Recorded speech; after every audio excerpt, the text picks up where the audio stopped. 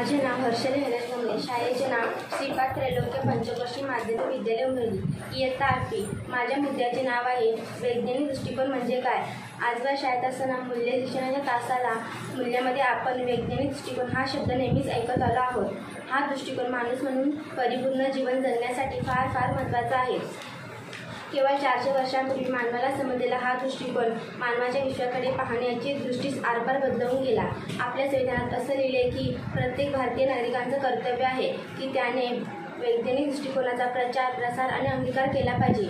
1987 साली आलेल्या नव्या शैक्षणिक धोरणात वैज्ञानिक मनोभावनाची निर्मिती या महत्त्वाच्या गाभाघटकाचा समावेश करण्यात आला आहे. जगात सृष्ट शक्तीमुळे चांगले किंवा दुष्ट शक्तीमुळे वाईट अजिबात होत नाही.